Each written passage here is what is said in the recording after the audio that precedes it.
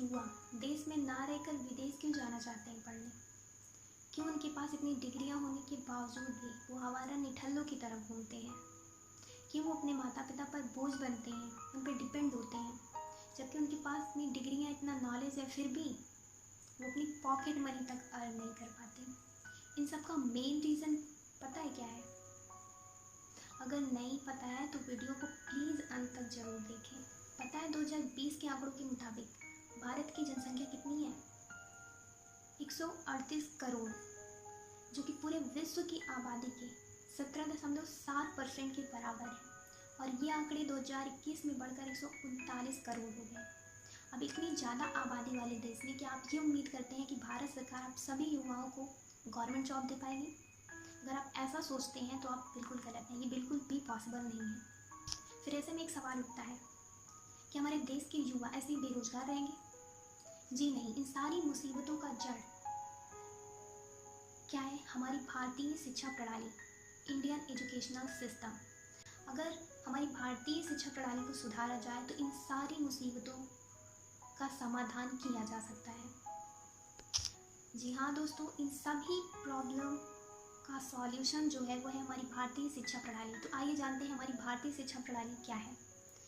उसके लिए हम इन शिक्षा प्रणालियों को 3 स्टेप में डिवाइड कर देते हैं।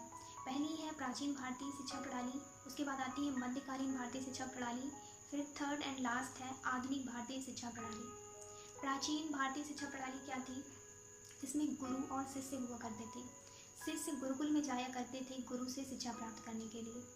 और इसके पाठ्यक्रम की बात की जाए, यानी इसमें सिलेबस क्या क्या हुआ करता था, तो गुरुकुल में दर्शन का ज्ञान दिया जाता था, वैदिक साहित्य का ज्ञान दिया जाता था और भाषा का ज्ञान दिया जाता था।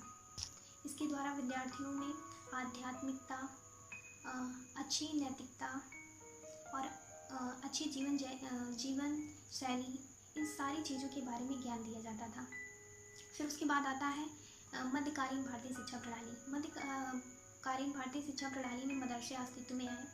इनमें मदरसों में मौलवी हुआ करते थे जो कि मुस्लिम विद्यार्थियों को शिक्षा दिया करते थे, और जो ब्राह्मण हुआ करते थे वो हिंदू विद्यार्थियों को शिक्षा दिया करते थे। यानी जो मध्यकालीन भारतीय शिक्षा प्रणाली है वो धर्म संप्रदाय वर्ग के नाम पर बट गई थी। यानी कोई हिंदू है तो वो हिंदू विद्यार्थियों को ही शिक्षा देंगे, और मुस्लिम है तो मुस्लिम विद्यार्थियों को ही शिक्षा देंगे।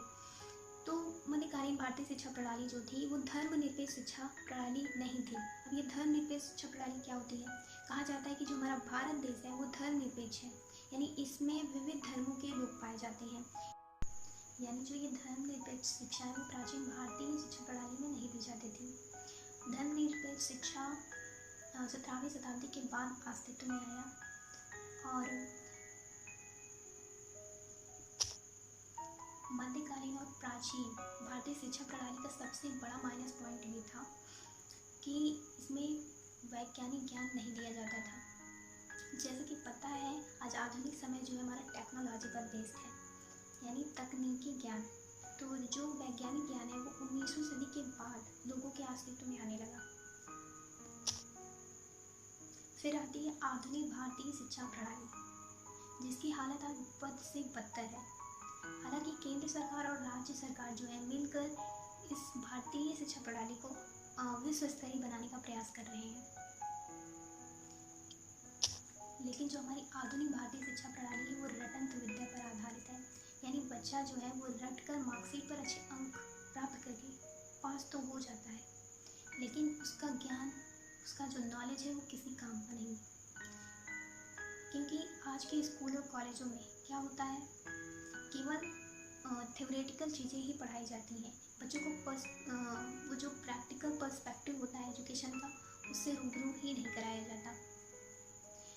तो काफ़ी सारे मीम्स भी बने हैं इस पर कि हम अपने मैथ के टीचर से मिलेंगे तो उनसे पूछेंगे सर आपने जो भी लैम्डा थीटा फाई सारी चीज़ें पढ़ाई हैं उसको हम यूज कहाँ करें।